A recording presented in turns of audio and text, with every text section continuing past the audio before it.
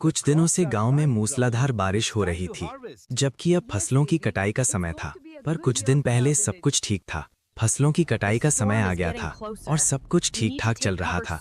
भाई, इस बार सबकी फसल अच्छी दिख रही है। हाँ, सही कहा रामू भाई।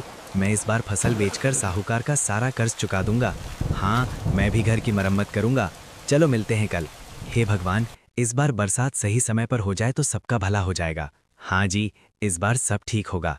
ठीक है, ऐसा ही हो।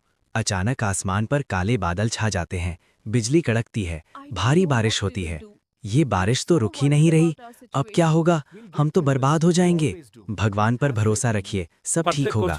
लेकिन बारिश नहीं रुकती और सारी फसलें बर्बाद हो जाती हैं। खेतों में सिर्फ पानी ही पानी रह जाता है और किसानों की सारी मेहनत मिट्टी में मिल जाती है। रामू की भी सारी फसल खराब हो जाती है। वो खेत के बीच खड़ा होकर टूटे मन से कहता है, हे भगवान, इस बार तो हमारी सारी उम्मीदें डूब गईं। अब साहूकार का कर्ज कैसे चुकाऊंगा? बर्बादी के बाद भी कर्ज तो कर्ज ही था। साहूकार ने अपना हिसाब मांगा। रामू, कर्ज लौटाओ वरना तुम्हारी जमीन मेरी। साहूकार जी, फसल बर्बाद हो गई है, थोड़ा समय दीजिए। 2 दिन का समय देता हूँ। अगर पैसे नहीं लौटाए तो तुम्हारी जमीन मेरी। रामू बेबस था। उसने बहुत मेहनतें की लेकिन साहूकार नहीं माना। रामू घर वापस आता है और सारी बातें अपनी पत्नी को बताता है। 2 दिन का समय दिया है साहूकार ने, अगर पैसे ना दिए तो जमीन छीन लेगा। अब हम क्या करेंगे रामू? ये घर ये खेत ही तो हमारी सारी उम्मीद थे। रामू चुपचाप बैठ जाता है। उसकी आंखों में आंसू छलक आते हैं। 2 दिन बीत जाते हैं और पैसों का इंतजाम नहीं हो पाता। मजबूर होकर रामू अपनी जमीन साहूकार को दे देता है। अब ये जमीन मेरी हुई, देख लिया, कर्ज ना चुका पाए तो क्या होता है। रामू चुपचाप वहां से चला जाता है।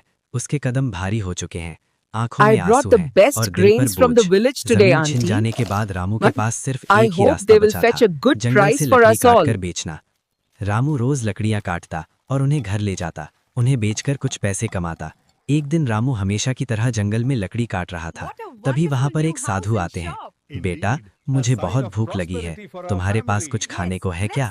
नहीं साधु महाराज, मेरे पास खाने को तो कुछ नहीं है, पर मेरे पास 5 रुपए हैं। आप पास के ढाबे से भोजन कर सकते हो। रामू के पास और पैसे नहीं थे, फिर भी उसने वो 5 रुपए साधु को दे दिए। बेटा, तुमने अपने पास कुछ ना होते हुए भी मेरी मदद की है। मैं तुम्हें एक राज बताता हूँ।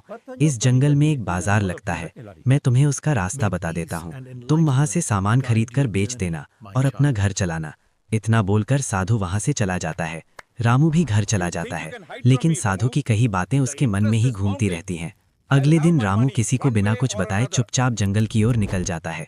रामू कांपते कदमों से आगे बढ़ता जाता है और साधु द्वारा बताए गए रास्ते को याद करते हुए